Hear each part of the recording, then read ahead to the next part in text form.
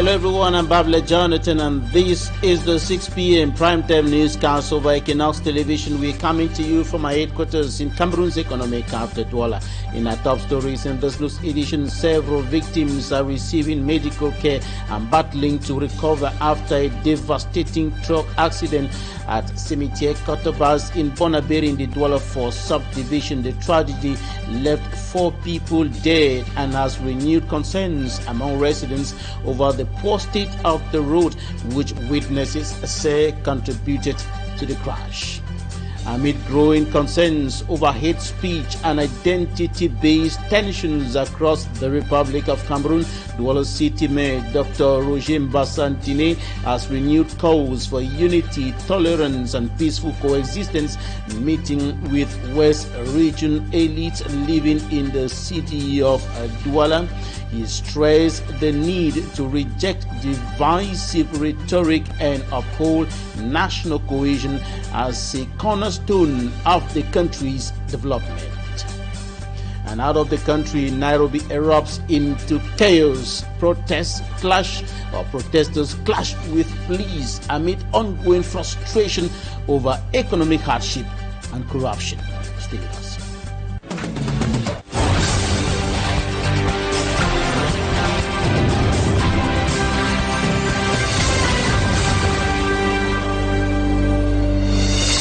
A tragic road accident has claimed 4 lives and left several others injured in Bonaberi in the Douala 4 subdivision. The incident occurred at Cimetière Cotobas when a heavy-duty truck overturned into a private vehicle and people gathered along the roadside. Witnesses point to the deplorable state of the road as a possible cause of the crash. Immaculate Fogwe tells us more.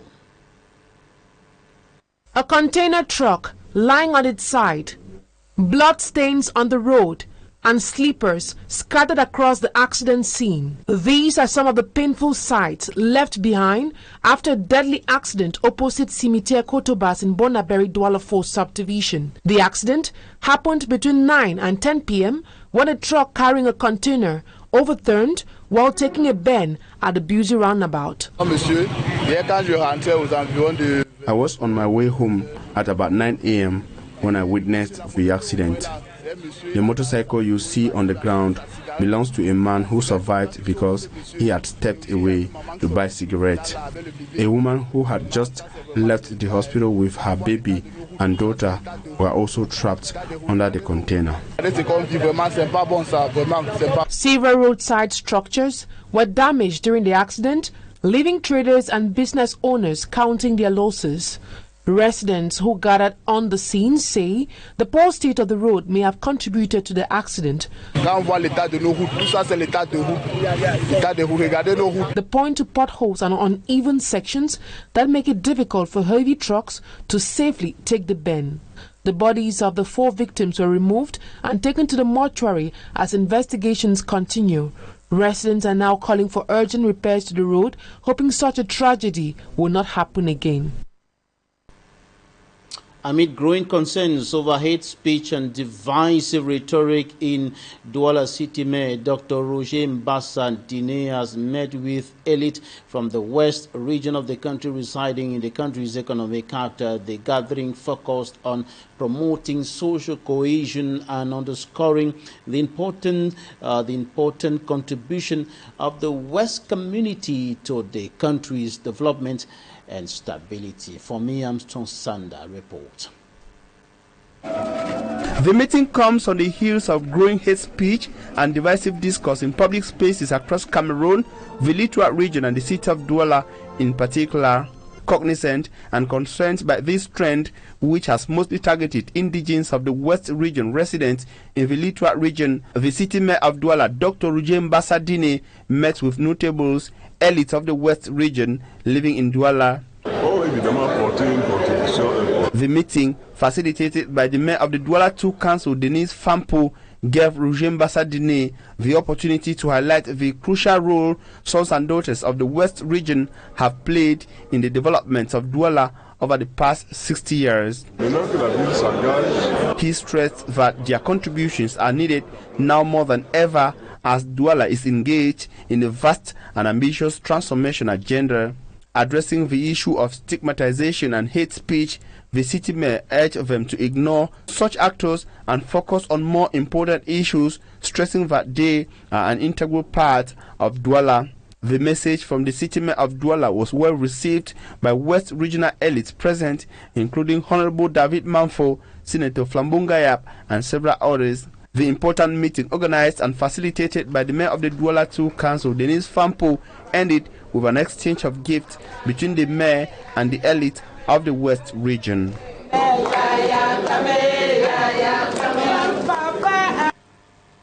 Strengthening the bonds between the people of Cameroon's West and Far North regions was at the center of the maiden official visit of His Majesty Kafo Sambaken, who visited the people in the Marwa, in the far north region of the country, and guided by the ideals of cultural exchange, brotherhood, and national unity. The visit brought together traditional and administrative authorities through a series of activities, including a grand fantasia at the Lamida. The initiative underscored the importance of fostering mutual understanding, national cohesion among Cameroon's diverse communities. Law Manieru now files in greater details.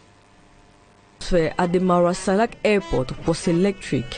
Hundreds from the West region community, alongside local ethnic groups, gathered to give a triumphant welcome to the young monarch. From the tarmac, the king was escorted to the Lamida of Marwa, where a spectacular Fantasia horse show awaited him. The journey continued to the Babantu Cultural Center, where outstanding citizens were honored for promoting social cohesion. But the major highlight of the visit was political and traditional. The official merging of the Babanju and the Bemisenge community under a single leadership.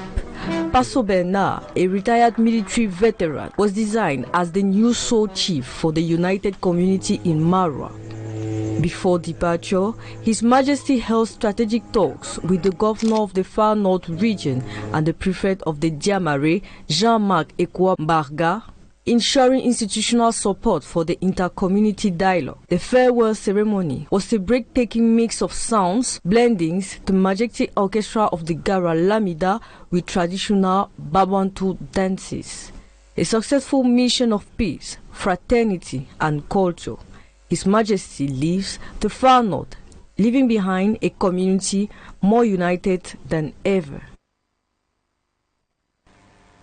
As concerns continue to grow over the professionalism and patriotic conduct of some workers in Cameroon's decentralized services, trainees of the National School of Local Administration have gone through a one-month rigorous paramilitary training at the Mutengene Police College, a program designed to strengthen discipline, public service values, and practical defense skills. Our Boye-based correspondent Rex Afon reports.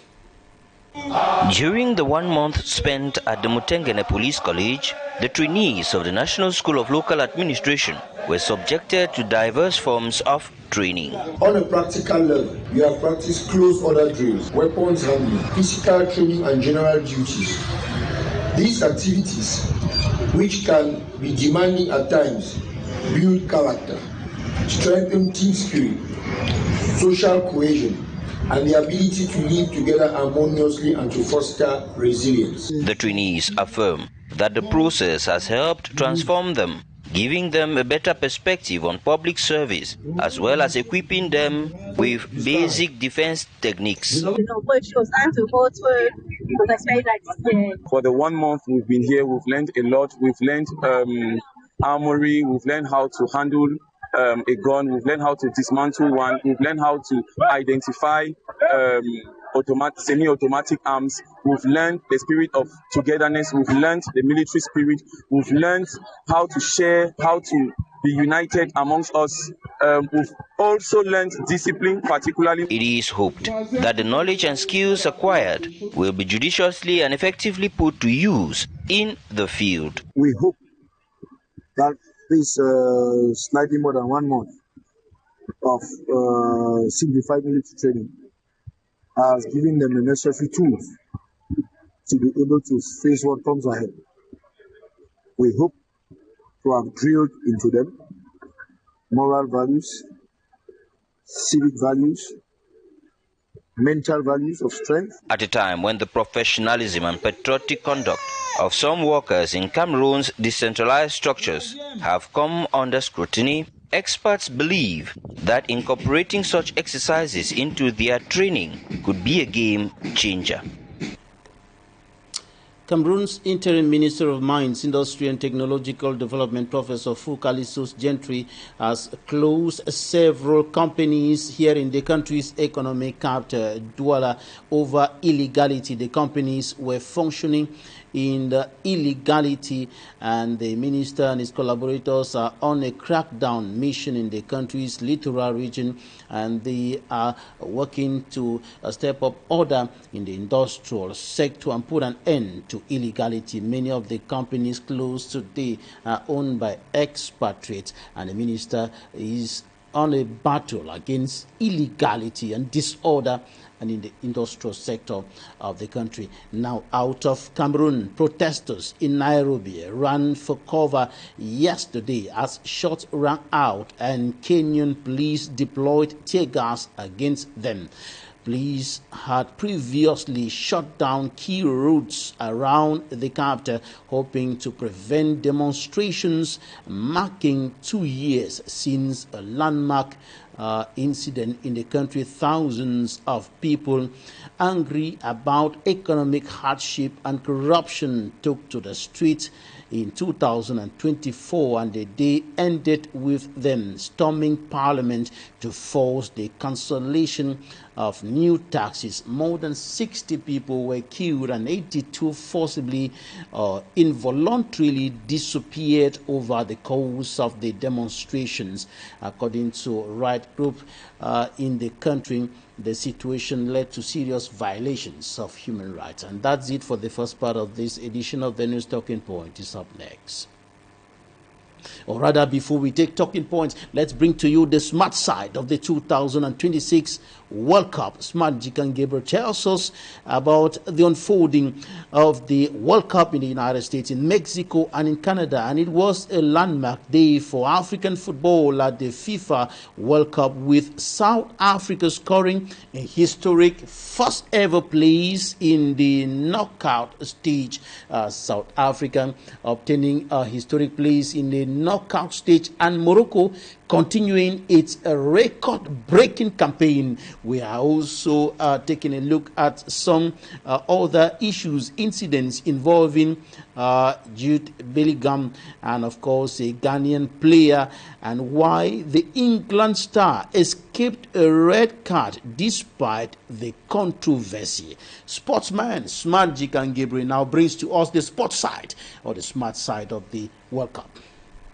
South Africa's Bafana have made history. A hard-fought 1-0 win over South Korea sends them through to the round of 16 at the FIFA World Cup. It is the first time Coach Hugo Bruce's side will play knockout football at the tournament. Morocco are also rewriting the record books. After beating Haiti 4-2, the Atlas Lions became the African nation with the most World Cup wins, 7. The previous record of 6 was held by Nigeria. Ghana has now matched Nigeria on 6 wins as well. Morocco also holds the record for most goals scored by an African team at the World Cups, 26 goals in 26 matches. There's been debate over England's Jude Bellingham. He was seen covering his mouth while speaking to a Ghana opponent, but did not see red.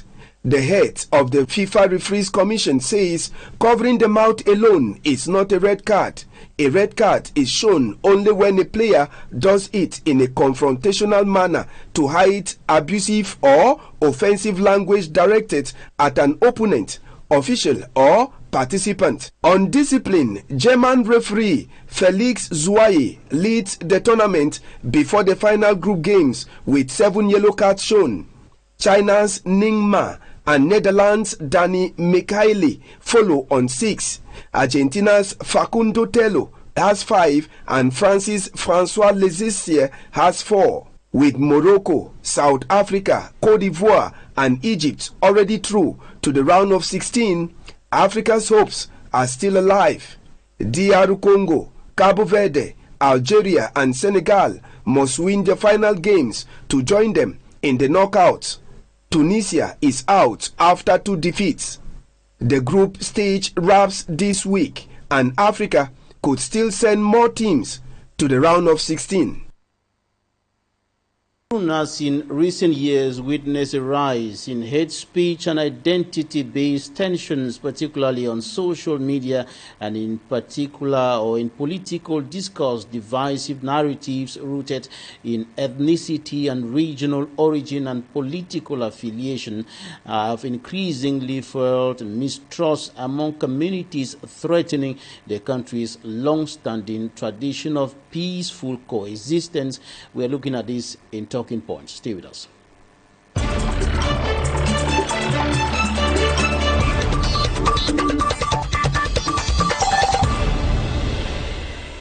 LAPANA TASHA MAMAH is a Cameroonian educationist, civil society commentator and human rights advocate. He is known for his vocal contributions to public debates surrounding Cameroonian politics, social justice, and the ongoing Anglophone crisis. He joins us from Larnaca in Cyprus. You're welcome to the program. Thank you so much, Mr. for this wonderful opportunity. Right. Let's begin by having your perspective of the growing phenomenon of hate speech and tensions surrounding identity issues in Cameroon. Hate speech in Cameroon is not something that we have to be holding on to it that moment. The only people we have to look up to are the politicians, because they take hate speech and the people that eat.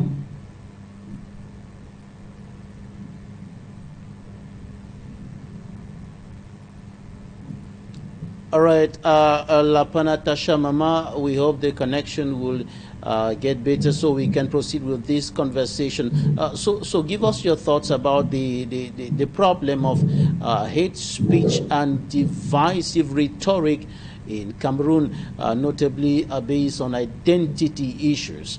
Tell us what you think about this. As I mentioned before, that hate speech in Cameroon is fake. To me, it is a decision created by the government of President Paul.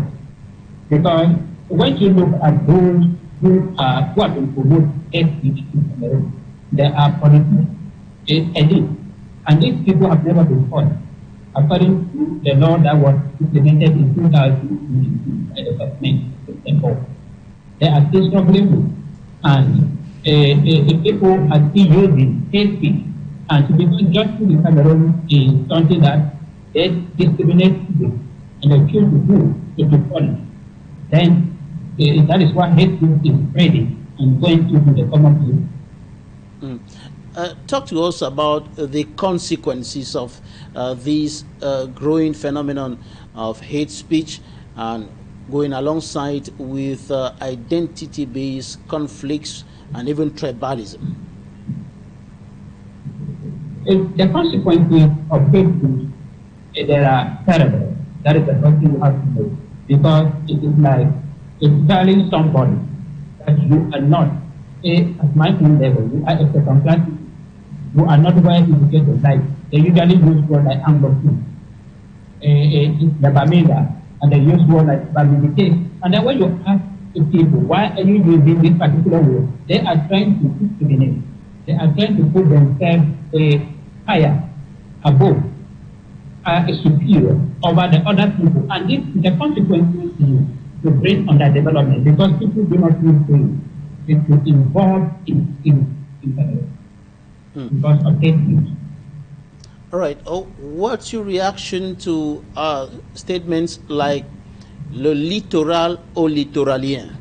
Littoral to the people of the littoral region, coming from a political and civil society leader, and we've been hearing this recently, and creating some kind of tensions within communities. And here in the littoral regional capital, Douala, we had the city mayor, Roger Mbasandine, who had to organize a meeting with elites from the west region of the country to have a conversation on this issue. Yes, that is exactly what you see today in Africa. People are standing against us, even the World Cup. Many Africans do not support them because of xenophobia going on there. And that is exactly what is going on in the request. People in the littoral will stand up and say, a littoral belongs, Douala belongs. So without the Paramilitary, without the people from other regions, Douala will not be Douala. If you allow it in the hands of the people in Douala, then issue causing this issue is jealousy. When people come to your place and lazy, then you tend to believe that they are responsible for what you are going through. And these are the things that we tell the people in Douala to change the mentality of the people, to work hard and engage and study from the people who came to their own area and they are doing very well. The only thing they have to do is to gather themselves and then society and insulting within the people of Douala. If they allow them in Douala that they should move on, they can. If all those who are carrying their things away, the people in Douala will not have anything to show off. All right. The conflicts in the northwest and southwest regions of the country is also an identity problem that's been prevailing for close to 10 years now, and the situation remains quite unstable and volatile in those two regions as we speak now. What you're reading of the situation qualified by some analysts as a stalemate, that is a situation that looks like a deadlock.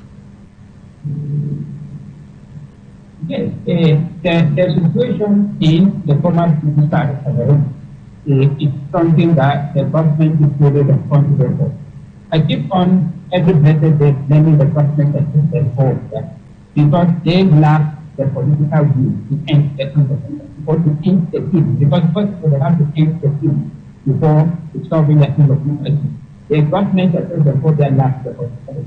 Because recently they have been asking this particular question: why are they people, the military and the environment, why are they people? So we ask, why are they still fighting in the former military environment? They will not give you a review. It's hypothetical. They say they are fighting for 1 minute, and the country will say they are fighting for the independence of Nigeria. And then you say, how can you achieve? Because this is the constitutional issue. You people are holding on to the military solution to solve it. And then I hold on to the government of President Paul because President Paul in 2009 in Paris mentioned a particular statement that they have been struggling. It has break the people of the former city side of Cameroon. And if you have been struggling to achieve something for 1961, and then you have an opportunity, you will take it. And that is what I'm holding on to the government, that they allow the military side of Cameroon present so that they will make life livable for the people of side of Cameroon, so that they will take the time of in order to be successful. Because this has been the agenda of President Amadou and to extend all their inherit the agenda of Amadou regarding the people of the former people of Cameroon. And the military are there not to fight the Amazon, because we have seen situations like 1st October, every the Amazon celebration will last year. When the military are aware of, they will not attack. But when the celebration will end, the military will come to look, the military will go to Alice and arrest innocent, torture innocent, and force them to leave that little area in the name of it is not. So President Boyd is having a different objective, and that's what the military is, because he is aware that the problem can never end militarily. LAPANA, TASHA, MAMAH, a Cameroonian educationist, civil society commentator, and human rights advocate. Thank you for joining us from Larnaca in Cyprus in this edition of the program. Thank you for joining us today. Thank you so much for the wonderful opportunity. That's Thank you for the connection. Don't know why. Right, we apologize for the poor quality of the connection. And that's it for today's edition of the 6 p.m. primetime newscast over Equinoxe Television. Thank you so much for staying with us. God bless Cameroon. God bless Africa. Goodbye.